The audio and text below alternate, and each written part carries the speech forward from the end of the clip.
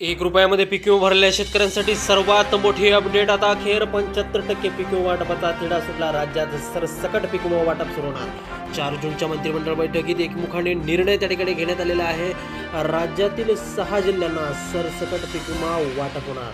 खरीप हंगाम 2024चा सोयाबीन आणि कापसाचा विमा आता शेतकऱ्यांना मिळण्याचा मार्ग त्या ठिकाणी मोकळा झालेला आहे.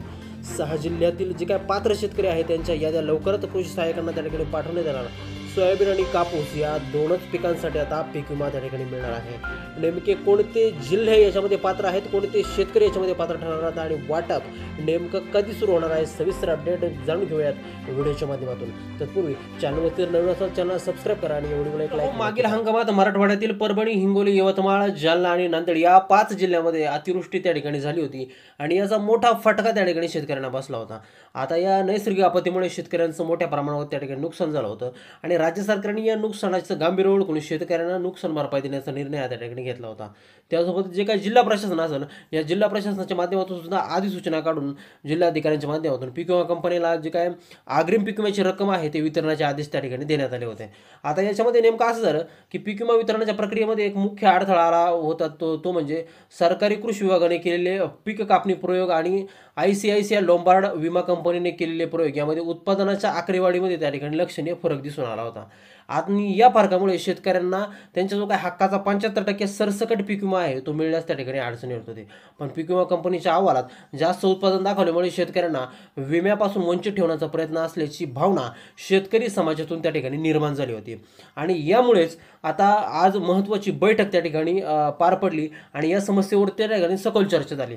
जिल्हा कृषी अधीक्षकांनी सर्व संबंधित माहिती आणि तथ्य त्या ठिकाणी सादर केली.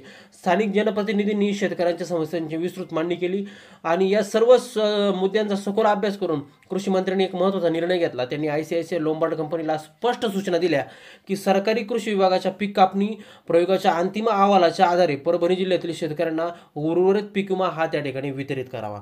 आणि यानुसारच आता पीक विमा संबंधितील जे काय संबंधित तक्रारी हाताळण्यासाठी जिल्हा, तालुका विभाग आणि राज्य अशा विविध स्तरावरती तक्रार निवारण समित्या त्या ठिकाणी कार्यरत आहेत. त्यामुळे तुमची जर काही तक्रार असेल या संबंधित तर तुम्ही या ठिकाणी करू शकता.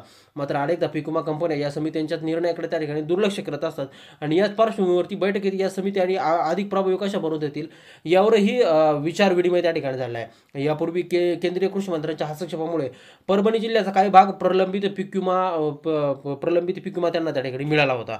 यासोबतच आपण जर का पाहिलं तर या पीक विमा प्रकरणी परभणी मतदारसंघाचे जे काही आमदार आहेत राजेश विटेकर यांनी मंत्रालयाकडे एक विशेष बैठकीची मागणी केली होती आणि या मागणीला अनुसरून 4 जूनच्या दिवशी कृषी मंत्र्यांच्या अध्यक्षतेखाली ही बैठक पार पडली आणि या बैठकीमध्ये जिल्ह्यातील हजारो शेतकऱ्यांच्या भवितव्याचा प्रश्न त्या ठिकाणी मांडण्यात आला होता आणि तो त्या ठिकाणी सोडवण्यात आला. आता यानुसारच परभणी जिल्ह्यातील शेतकरी बांधवांसाठी एक आनंदाची बातमी त्या ठिकाणी आहे आणि कृषी क्षेत्रातील पीक विमा योजनेच्या अंतर्गत येणाऱ्या सर्व हक्कदार शेतकऱ्यांना त्यांचा उर्वरित पीक विमा देण्याबाबतचा आज महत्त्वाचा निर्णय त्या ठिकाणी घेण्यात आलेला आहे. राज्य कृषी मंत्रालयात झालेल्या एका विशेष बैठकीत या प्रकरणावरती सविस्तर चर्चा करून त्या ठिकाणी निर्णय घेण्यात आले.